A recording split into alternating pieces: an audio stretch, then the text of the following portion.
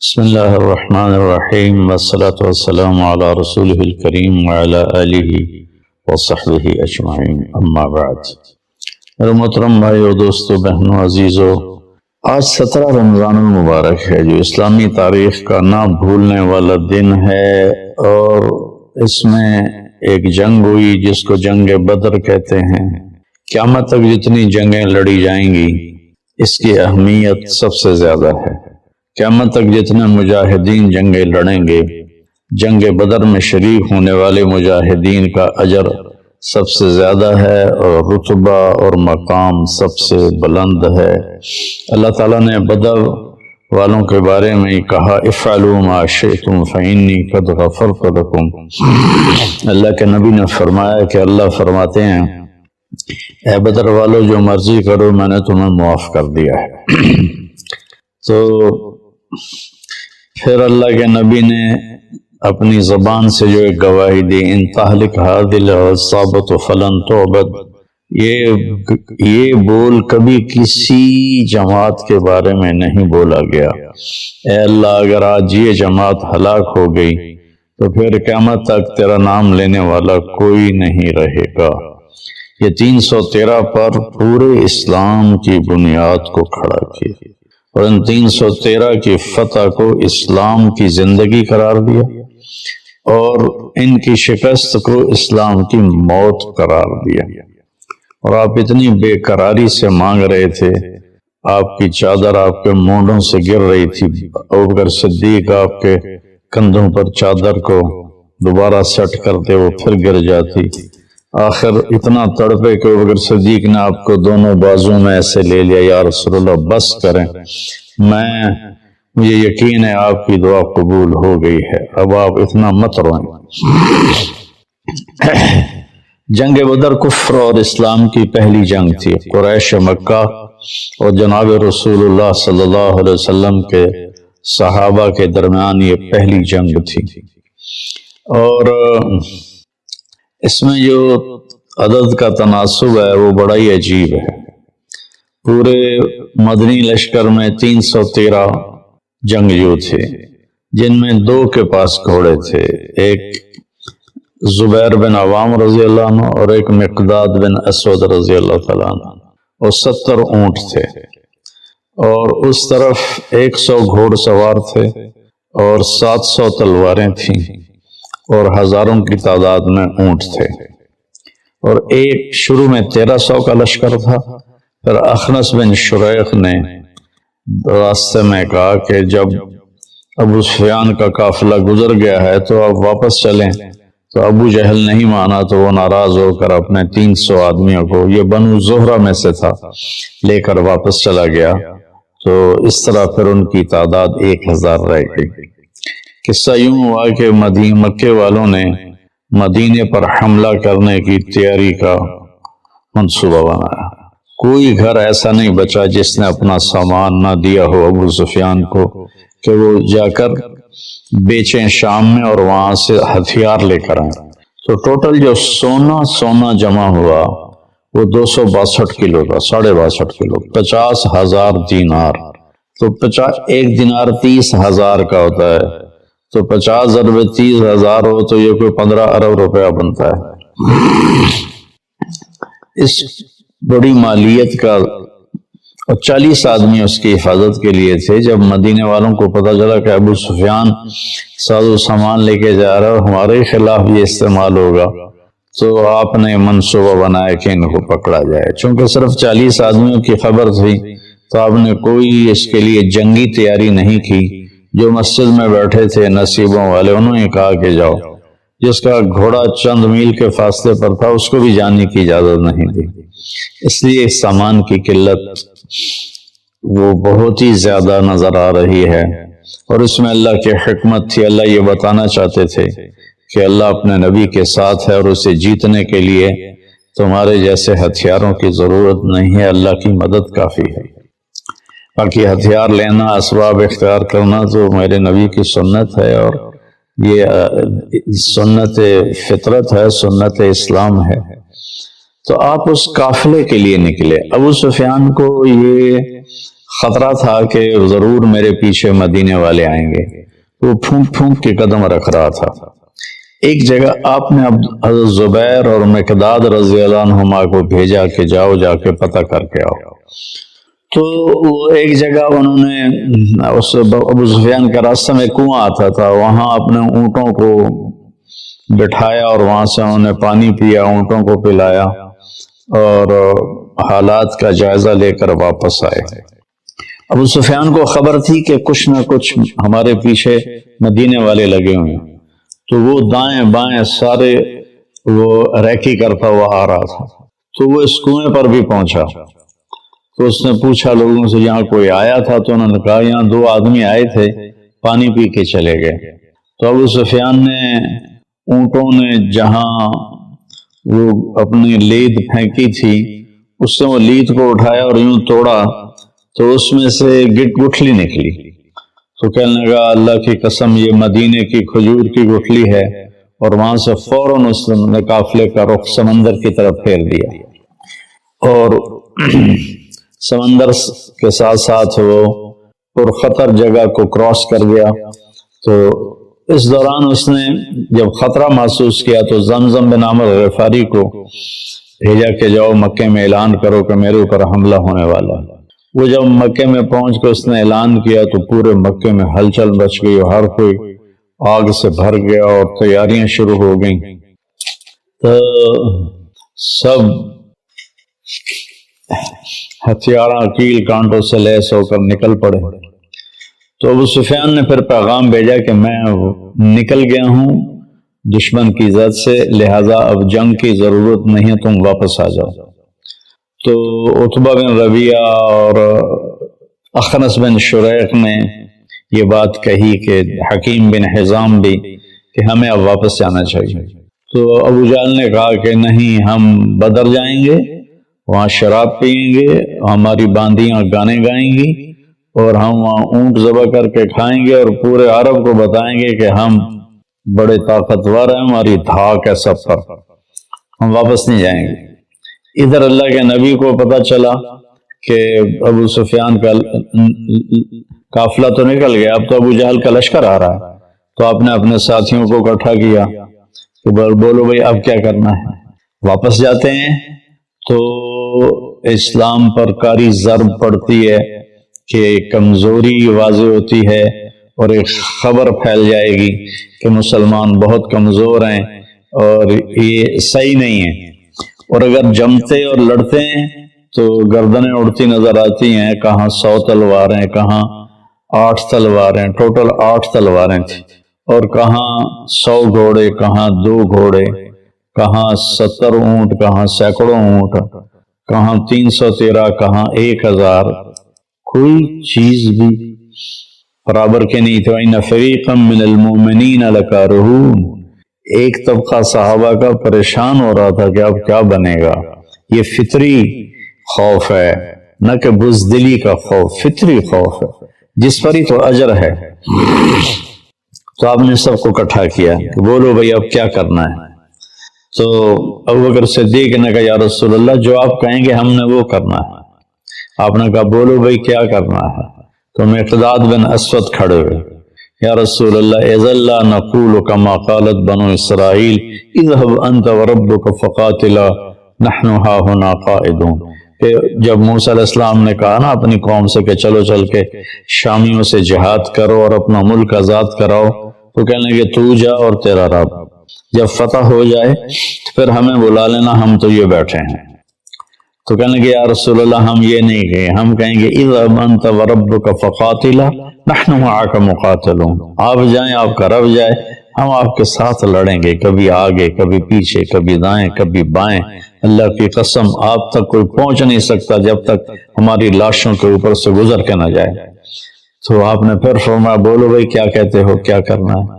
تو پھر سعد بن معاذ مدینے والوں میں سے کھڑے ہوئے، مقداد بھی مہاجرین میں سے تھے، ابوبکر بھی مہاجرین میں سے تھے۔ کہنے لگے لگتا ہے یا رسول اللہ ایانا یرید، آپ میرے خیال میں یہ چاہ رہے ہیں کہ ہماری مدینے والوں کی کیا رائے ہے۔ ہم تو کہہ رہے تھے کہ ہمارے مہاجر بھائی جو کہہ رہے ہیں وہی ہماری رائے، لیکن آپ کے تیسری دفعہ پوچھنے سے لگتا ہے کہ آپ چاہتے ہیں کہ ہم اپنی رائے کا اظہار کریں، تو آپ نے اس پر اس بات یعنی آپ نے اس پر سر ہلایا کہ ہاں، تو وہ عرض کرنے کے یا رسول اللہ ہم نحن آمنا بک وصدقناک بما جئت بہ وہو الحق، ہم آپ پر ایمان لائے اور ہم نے اس بات کو آپ کی تصدیق کی، آپ کو سچ جانا کہ جو کچھ آپ ہمیں کہہ رہے ہیں آسمان کی خبریں وہ ساری حق ہیں اور سچ ہیں، اور ہم نے آپ پر اس کو عہد و پیمان دیا یا رسول اللہ سالم من شیتا وحارب من شیتا وقتا حبال من شیتا، یا رسول اللہ جس سے صلح کرنی ہے ہم تیار ہیں، جس سے لڑنا ہے ہم تیار ہیں، جس سے تعلقات کی رسیوں کو توڑنا ہے ہم تیار ہیں، لو امرتنا ان نخوض البحار لخوضناه ولم يتخلف منا رجل واحد، اگر آپ مدینے والوں سے فرمائیں گے کہ سمندر میں کود جاؤ تو اللہ کی قسم ایک بچہ بھی پیچھے نہیں رہے گا۔ سبحان اللہ، کیا لوگ تھے، اللہ سے سودا کر گئے۔ لو امرتنا ان نضرب اقباضنا الى برق الغماد لفعلناه ولم يتخلف منا رجل، آپ ہمیں برق غماد یمن کا پہاڑ ہے، اگر آپ ہمیں فرمائیں کہ اپنی اونٹیوں کو رخ پھیر دو برق غماد کی طرف تو ہم اپنی اونٹیوں کی لگامیں نکیل چھوڑ دیں گے اور پیچھے مڑ کے نہیں دیکھیں گے کہ کیا ہوتا۔ اس پر آپ کا چہرہ ایسے گلنار ہو گیا، انار کی طرح کھل اٹھا، اور آپ نے کہا اب اللہ کی مدد آ گئی، اب اللہ کی نصرت آ گئی۔ جب مدینے سے چلنے لگے تو اس وقت حضرت عثمان رضی اللہ تعالیٰ عنہ کی اہلیہ، آپ کی بیٹی حضرت رقیہ رضی اللہ تعالیٰ عنہ بیمار تھی، ان کو چیچک نکلی ہوئی تھی، تو آپ نے ذوالحلیفہ سے حضرت عثمان اور حضرت اسامہ دونوں کو واپس بھیجا کہ جاؤ اپنی بیوی کی تیمارداری کرو، اور ان کا نام بدری صحابہ میں لکھوایا، مال غنیمت میں سے ان کو حصہ دیا۔ اپنے اہل و عیال کی رعایت کرنا، خیال کرنا دین کا اتنا بڑا حصہ ہے کہ بدر جیسے مارکے میں سے ان کو واپس بھیج دیا کہ ان کو کافی تکلیف تھی، اور پھر بدر میں ان کا نام لکھوایا۔ وہ تو نہیں تھے تو اب نہیں تھے، نہیں، چونکہ وہ تو تیار ہو کے آ گئے تھے، آپ نے واپس بھیجا۔ اس سے ہمیں ایک پوائنٹ ملتا ہے کہ اپنے بیوی بچے، اپنے گھر بار کو کی رعایت کرنا، ان کو دیکھنا، ان کی بیماری میں ان کی تیمارداری کرنا، ماں باپ بوڑھے ہیں تو ان کے پاؤں دھو کے پینا، یہ بہت بڑا دین ہے، بہت بڑا دین۔ تو آپ نے دونوں کو واپس بھیجا۔ بدر کی فتح سے پہلی حضرت رقیہ کا انتقال ہو گیا، وہ دفن کر دی گئی۔ آپ نے ان کی قبر پہ آ کر ان کے لیے دعائے مغفرت فرمائی۔ آپ نے اپنی بیٹی کو واپسی پہ دیکھا نہیں ہے، تو جب آپ نے سب کی رائے سن لی تو پھر آپ نے اپنے لشکر کو آگے کی طرف کوچ کا حکم دیا۔ تو قریش بدر کے ایک کنارے پر تھے اور صحابہ دوسرے پر تھے، اس طرف قریش مدنی لشکر تھا اور اس طرف قریشیوں کا لشکر تھا، بیچ میں فاصلہ تھا، ایک دوسرے کو نظر نہیں آ رہے تھے۔ تو اس کو آپ نے تقسیم کیا لشکر کو، آپ نے مہاجرین کا جھنڈا جناب حضرت علی علیہ السلام کو عطا فرمایا، اور انصار کا جھنڈا وہ آپ نے سعد بن معاذ رضی اللہ عنہ علیہ السلام کو عطا فرمایا، اور آپ نے پورے لشکر کا جھنڈا سفید رنگ کا وہ حضرت مصعب بن عمیر رضی اللہ تعالیٰ عنہ کو عطا فرمایا اور ان کو درمیان میں کھڑا فرمایا۔ پھر آپ نے رائٹ سائڈ کے لشکر کی کمان حضرت زبیر کے سپرد کی، لیفٹ سائڈ کے لشکر کی کمان آپ نے حضرت مقداد بن اسود کے سپرد کی، اور پیدل جو تھے اور اونٹیوں پہ سواروں سے ہٹ کر جو پیدل تھے ان کے لشکر کی کمان اپنے قیس بن ابی صعصع کو تھی۔ جب آپ نے سفر شروع کیا تو ایک بات اور یاد آئی، آپ نے اس قدر انصاف سے کام لیا کہ اونٹ تھوڑے تھے، صحابہ زیادہ تھے، تو تین تین چار چار وہ ایک اونٹ پہ ان کا آتا تھا حصہ، تو وہ باری باری سوار ہوتے تھے، باقی پیدل چلتے تھے۔ تو آپ کے ساتھیوں میں حضرت علی اور مرشد بن ابی مرشد الغنمی رضی اللہ عنہما، یہ دو اور آپ، یہ تین آپ کے ساتھ اونٹنی میں شریک ہوئے۔ تو ان دونوں نے عرض کی یا رسول اللہ آپ سوار ہو جائیں، ہم پیدل آپ کے ساتھ چلیں گے، اپنا حصہ آپ کو دیتے ہیں۔ تو فرمایا کہ مجھ سے زیادہ تم طاقتور نہیں ہو اور اجر کا میں تمہاری طرح ہی محتاج ہوں، میں اپنی باری پہ پیدل چلوں۔ چنانچہ اس طرح آپ سفر کر کے بدر کے قریب پہنچے، اور رات کو پھر آپ نے یہ دعا مانگی۔ یہ صحابہ، بدری صحابہ کے بارے میں مہر ہے کہ اگر یہ نہ ہوتے تو اللہ کا نام دنیا سے مٹ جاتا۔ ان تہلک هذه العصابۃ فلن تعبد، یہ مٹ گئے تو تیرا نام لینے والا کوئی نہ بچے۔ تو جمعہ کا دن تھا، 17 رمضان تھی، آج بھی جمعہ کا دن ہے، 17 رمضان ہے۔ کبھی کبھی یہ اتفاق ہو جاتا ہے شمس و سورج چاند کی گردش سے کہ جمعہ اور 17 رمضان اکٹھے ہو جاتے ہیں، کبھی مختلف ہوتے ہیں۔ تو آپ نے ارشاد فرمایا کہ تیر نہ چلانا جب تک وہ تمہارے تیروں کی زد میں نہ آ جائیں، اور حملہ نہ کرنا جب تک وہ تمہارے پر حملہ آور نہ ہو جائیں۔ تو اس کے بعد 3 آدمی نکلے مکہ کے لشکر سے، عتبہ بن ربیعہ، شیبہ بن ربیعہ، دونوں بھائی ربیعہ کے بیٹے، ولید بن عتبہ، یہ عتبہ کا بیٹا۔ تو ایک ہی گھر کے 3 افراد، 2 بھائی اور ایک بیٹا اور بھتیجا۔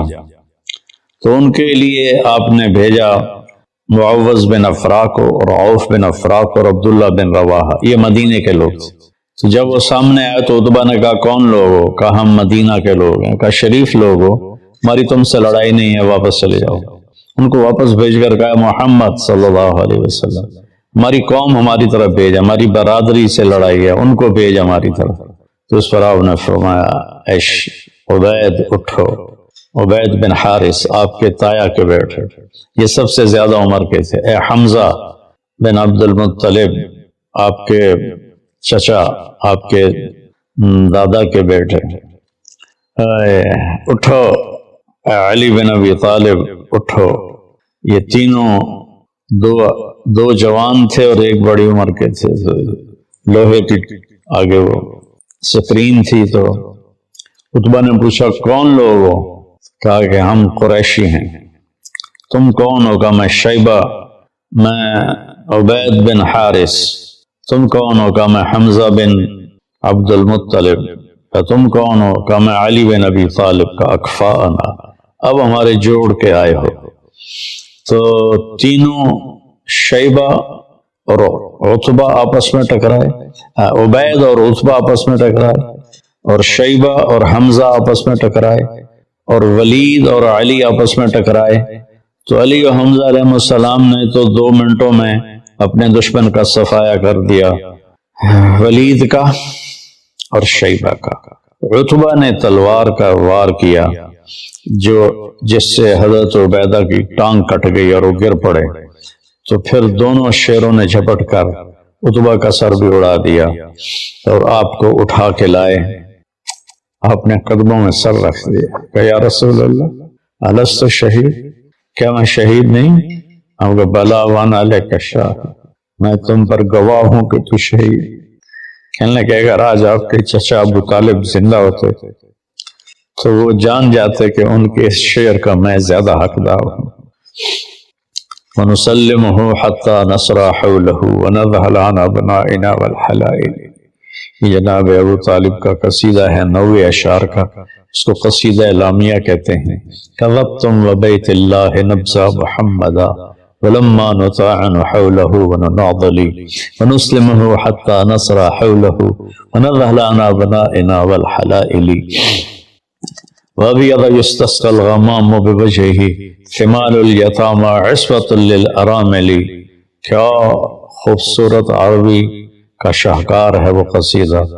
تو اس میں ایک شعر تھا کہ تم کہتے ہو کہ ہم تیرے بھتیجے کو قتل کر دیں گے، تو میں کہتا ہوں کہ آؤ، پھر تمہیں ہماری لاشوں سے گزر کر ہی اس تک پہنچنا پڑے گا، اور ہمارے لاشوں کے ٹکڑے بکھرے ہوئے ہوں گے، پھر تم میرے بھتیجے تک پہنچ سکو تو پہنچ سکو، اس سے پہلے نہیں پہنچ سکتے۔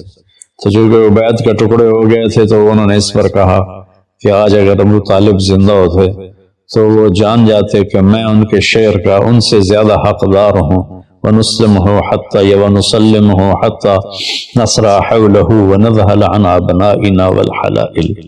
آپ نے فرمایا سچ ہے. پھر واپسی پر 3-4 دن کے بعد ان کا انتقال ہوا. میں ان کی قبر مبارک پر گیا. ایک بدو مجھے مل گیا, اللہ اس کا بھلا کرے, وہ اس علاقے کو جانتا تھا. وہاں تو ورنہ تو قبروں کے نشان ہی کوئی نہیں, کوئی نام کوئی نہیں. تو وہ مجھے لے گیا حضرت عبید کی قبر پر. ایک دفعہ آپ کا وہاں سے گزر ہو تو خوشبو آئی زبردست. صحابہ نے کہا یا رسول اللہ یہ خوشبو کیسے؟ آپ نے کہا تمہیں پتہ نہیں, یہاں عبید کی قبر ہے, عبید بن حارث کی قبر ہے, تو خوشبو اس کی قبر سے آ رہی.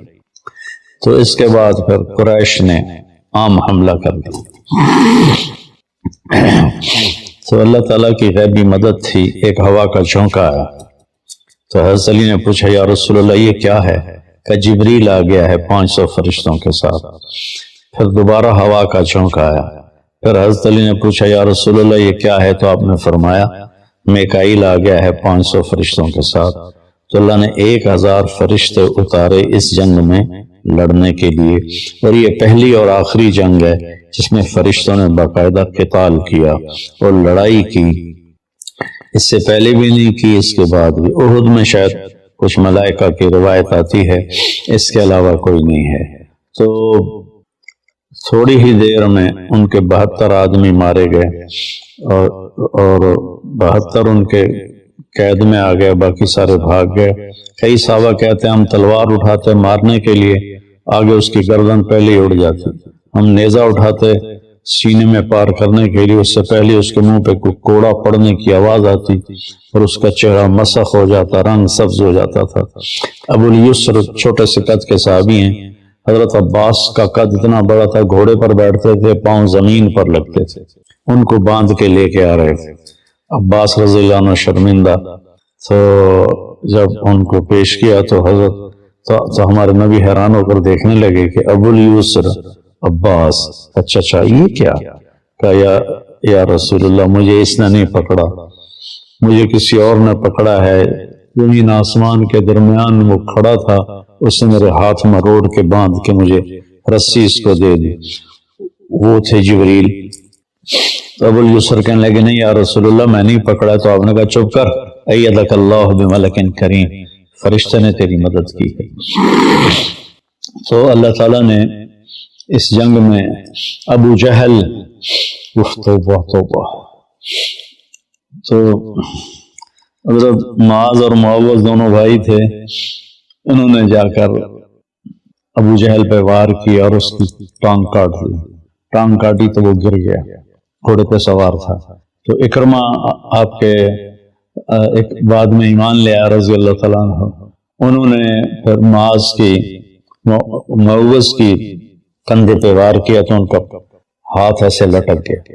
انہوں نے ہاتھ کو اٹھا کے پیچھے کر لیا اور لڑتے رہے. پھر کہنے لگے وہ ہاتھ مجھے تنگ کر رہا تھا تو میں نے پاؤں کے نیچے دے کے دبا کے کھینچ کے پھینک دیا اور پھر لڑنا شروع کر دیا. میں پڑھتا ہوں تو میرے رونگٹے کھڑے ہو جاتے ہیں, میں تو سوئی چپ جائے تو ہماری حال اداڑے ہوتی ہے. اور وہ پورا پاؤں ہاتھ کھینچ کے پھینک دیا. اور عثمان کے زمانے میں ان کا انتقال ہوا تو وہ گرا تو اس کو انہوں نے زخمی حالت میں چھوڑ دیا. جب جنگ ختم ہوئی تو آپ نے فرمایا کوئی ابو جہل کا پتہ کرے. تو عبداللہ بن مسعود ڈھونڈنے نکلے تو وہ سانسوں میں تھا, ابھی زندہ تھا. تو اس کے سینے پر چڑھے اس کو سر اتارنے کے لیے. کہنے کون ہو؟ کہ میں عبداللہ بن مسعود. کہا یا روع الغنم, اے بکریوں کے چرانے والے, لقد صعدت المرتقى, تو بہت بڑے اونچے پہاڑ پہ چڑھ گیا ہے. کاش میری موت یہ بکری چرانے والے کے ہاتھ میں نہ ہوتی.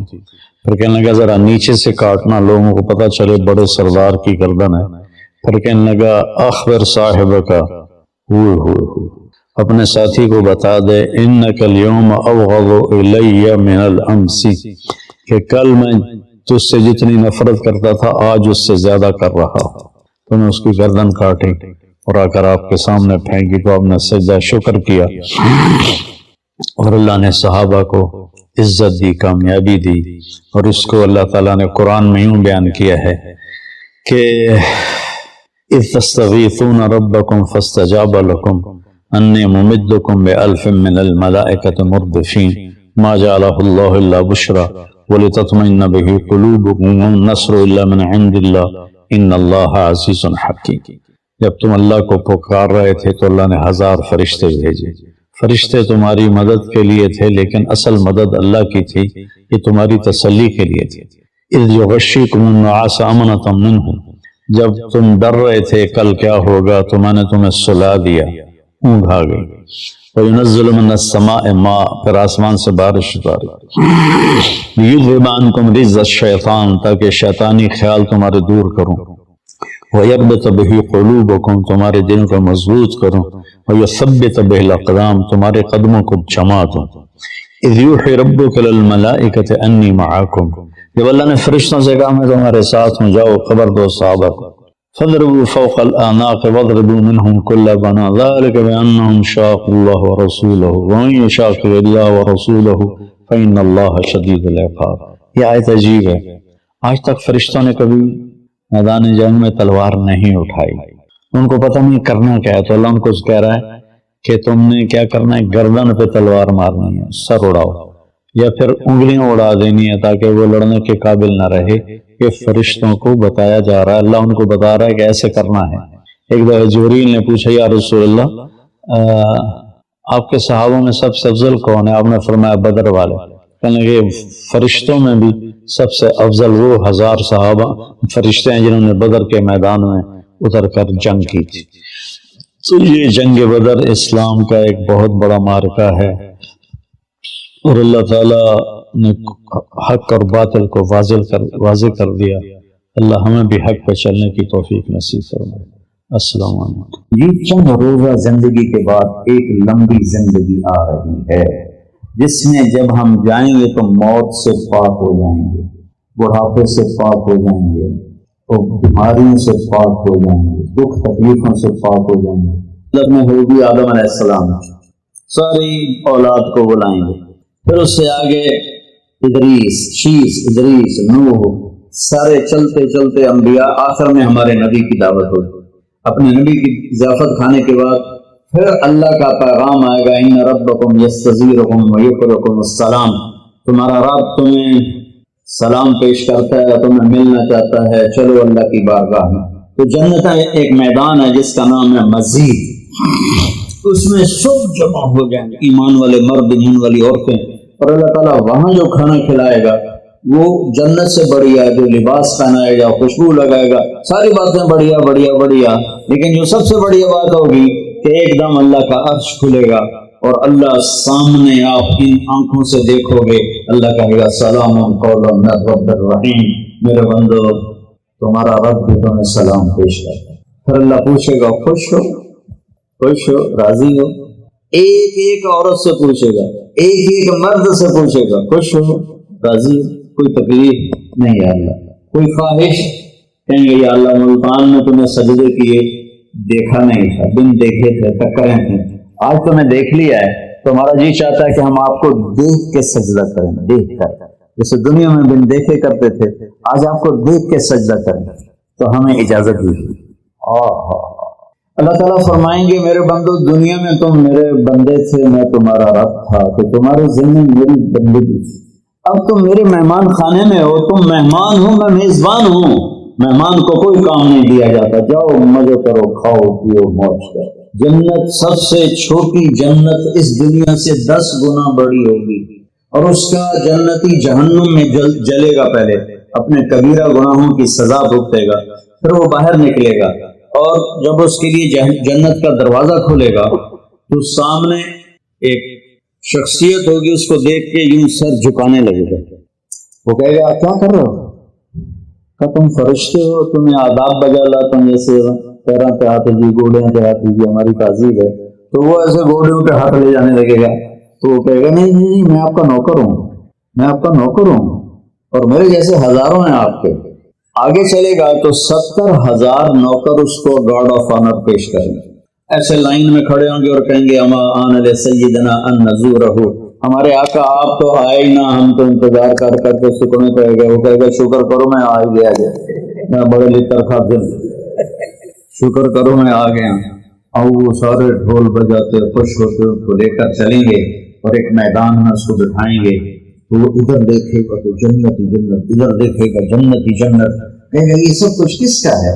کہے گا سارا کچھ آپ کا ہے۔ پھر وہ اس کے سامنے لائیں گے، ایک ہاتھ میں گلاس ہوگا، ایک ہاتھ میں ڈونگا ہوگا، ایک میں کھانا ہوگا، ایک میں مشروب ہوگا، ہر ڈونگے کا کھانا الگ، ہر گلاس کا مشروب الگ، اور یہ 70,000 1,40,000 ہو گئے ڈونگے اور گلاس ملا کر۔ یہ سارے کھا جائے گا، سارا پی جائے گا، اور اس کے نہ پیٹ پھٹے گا، نہ پھولے گا، نہ لذت ختم ہوگی، نہ تھکے گا۔ ہر نوالے کی لذت پہلے سے زیادہ ہو جائے گی۔ پھر وہ کہیں گے اچھا باپ اپنی بیگم صاحب سے مل لیں، اور نوکر ایک دم غائب ہو جائیں گے، سامنے سے پردہ ہٹے گا تو جنت کی لڑکی، جنت میں ایک نہر ہے، اس کا نام ہے بیدخ، بے یہ دال خا، وہ کورڈ ہے موتیوں سے، اس میں مشک، عنبر، زعفران، کافور بہتا ہے۔ جب اللہ کسی بھی حور کو پیدا کرنا چاہتا ہے تو وہ ایسے نہیں ہوتی جنت کی حوریں ماں کے پیٹ سے نکلی، پھر رک دیا پہیاں، دودھ پہیاں پی دیا، فیڈر پہیاں پی دیا، ایسا نہیں ہے۔ وہ اللہ تعالیٰ کہتا ہے کونی ہو جا، تو پوری جوان لڑکی نکل کے باہر کھڑی ہو جاتی ہے، اور اس کو 100 جوڑے اللہ پہناتا ہے، اور اس کا 130 فٹ قد ہوتا ہے۔ تو مجھے میں نے کہا آدم علیہ السلام کا قد 130 فٹ تھا، اب یہ گھستے پیسے آف ٹائم کے ساتھ ایک ذمہ دار نے مراسی کو گھوڑا دیا تھا، کھرکھرا کر مالش کر، پوری مراسی جو مالش کے کبھی ہوا سنا ہی نہیں، وہ تھوڑی دیر کرتا رہا، جس ویلے مالک گھر گیا اور سو گیا، گھوڑا چور لے گئے، وہ آنکھ کھل لی، لگے مارے گئے۔ وہ گیا گھر اور وہاں سے خرگوش پکڑ کے لایا اور اس کو رسہ باندھ کے مالش شروع کر دی۔ تھوڑی دیر میں ذمہ دار نکلے، کہیں گے گھوڑا کدھر ہے؟ کہ جی کھلوتا ہے، منہ تیرا گھوڑا ہے تو خرگوش ہے؟ نہیں صحیح گھوڑا ہے، گھس کے میں نے اتنی مالش کی ہے، ایسے جوڑا بنے ہیں، خرگوشا بنے ہیں۔ تو ہمیں بھی نا اس کائنات نے اور ان فضاؤں نے، ہواؤں نے ہمیں گھسایا ہے، ایسے گھسایا ہے، اور ہم اس قد پہ آ گئے ہیں۔ جنت کا اصلی قد 130 فٹ ہے، ان بچیوں کا بھی، آپ کا بھی، ہر جنتی مرد عورت کی ہائٹ 130 فٹ پر ہے۔ اور یہ بچیاں جو لباس پہنیں گی وہ 3 میل کے دائرے میں گھومے گا ایسے، تو یہ سوچتی ہوں کہ اٹھائیں گی کیسے، سارے تو ویسے ہی کمر ٹوٹ جائے گی۔ 3 میل کے دائرے میں وہ لباس گھومے گا اس طرح، اتنا بڑا، اور 100 جوڑوں سے گھری ہوں گی۔ جنت کے لباس کا وزن کوئی نہیں، جیسے ہم خلا میں جائیں تو ہمارا وزن ختم ہو جاتا ہے، ہمارا وزن تو گریوٹی اور ہوا کی وجہ سے، جب ہم ہوا سے اوپر نکل جاتے ہیں تو ہم بے وزن ہو جاتے ہیں۔ تو جنت کے لباس کا اللہ نے وزن کھینچ لیا ہے، کوئی وزن نہیں، اور وہ سلانا نہیں پڑتا، خریدنا نہیں پڑتا، دھونا نہیں پڑتا، اس کو پریس نہیں کرنا پڑتا۔ جنت میں درخت ہے جس کا نام ہے طوبہ، اس پر یوں کر کے لگے ہوئے ہیں پھول، ایسے پھول لگے ہوئے ہیں۔ جب آپ کا جی چاہے گا کہ میں کپڑے بدلوں تو آپ کا خالی ایک اشارہ ہوگا تو اس سے ایک لائٹ نکلے گی ایسے۔ اب یہ آپ نے 100 جوڑے پہنے ہوئے ہیں، ان کو اگر آپ اتارنے جائیں گے تو کتنا تھکیں گے، اور پھر اگلے 100 200 ہو گئے تو موٹے تو بچے ہی رہ گئے، تو کیا ہوگا؟ اللہ اکبر، کیا ہوگا؟ آپ کہیں گے کپڑے بدل دوں، آپ کے ذہن میں ایک ڈیزائن آئے گا، آپ کے ذہن میں ڈیزائن آئے گا، جیسے یہ کیمرے نہیں ہیں، یہ موبائل کیمرے ایسے فلیش پھینکتے ہیں، تو ایسے فلیش آئے گا، اور پھر کیا ہوگا؟ آپ دیکھو گے تو آپ کے اگلے جوڑے غائب ہوں گے اور نئے جوڑے آپ پہن چکے ہیں، کیونکہ پوری جنت میں کوئی لانڈری کوئی نہیں ہے، کوئی ٹوائلٹ کوئی نہیں ہے، کوئی باتھ روم کوئی نہیں ہے، پوری جنت میں کوئی دھوبی نہیں ہے۔ تو ایک دم میک اپ کے لیے ان بچیوں کو کتنی مشقت اٹھانی پڑتی ہے، جو زیادہ جانتی ہوں گی، وہاں ارادہ کریں گی میک اپ ہو جائے تو ٹک ٹک ٹک 1 سیکنڈ میں۔ اور ایک اور مزے کی بات، ہر جمعے کو جب وہ ہوگا نا، اللہ کہے گا جاؤ مزے کرو کھاؤ، تو وہ کہیں گے یا اللہ نہیں، ہم جنت نہیں چاہتے، تجھے دیکھنا چاہتے ہیں۔ اللہ تعالیٰ کہیں گے ابھی جاؤ، ہر جمعے آ جایا کرنا، تمہاری میری بات ہوگی ہر جمعے۔ اللہ سے ملنے کے بعد ہر جمعے جب واپس آئے گا ہر جنتی، تو ایک بازار لگے گا مردوں کا، ایک عورتوں کا، اس بازار میں فوٹوز ہوں گی بڑی خوبصورت، ہر فوٹو کے نیچے لکھا ہوگا اگر آپ چاہیں تو میں آپ میں کنورٹ ہو سکتی ہوں، بیگم نے ایک تصویر دیکھی، اسے پسند آئی تو اگلے سیکنڈ میں اس کا چہرہ اس کے مطابق ہوگا۔ خامن کو تصویر پسند آئی تو اگلے سیکنڈ میں اس کا چہرہ ویسا ہوگا۔ اب یہ نئی شکل لے کے جا رہا ہے اور بیگم بھی نئی شکل لے کے آ رہی ہے، لیکن دروازے پہ لڑائی نہیں ہوگی، بی بی کون ہے، کدو آ گئی ہیں تو تیری جنت ہی نہیں تو کدو بڑا ہے بدماش ہے، جنت تیری ہے نہیں۔ وہ اسے پہچانے گی، وہ اسے پہچانے گی۔ اور اللہ تعالیٰ کی طرف سے ایک فرشتہ آئے گا، کہے گا اللہ کے بندے یہ پھل ہے اللہ نے آپ کو دیا ہے۔ ایسے بیٹھے میاں بیوی، وہ کہے گا ہاں الذی رزقنا من قبل، میں نے کھایا ہے یہ پھل، میں نے ابھی کھایا ہے۔ وہ کہیں گے اللہ کہہ رہا ہے اس کو بھی چکھ لو تھوڑا۔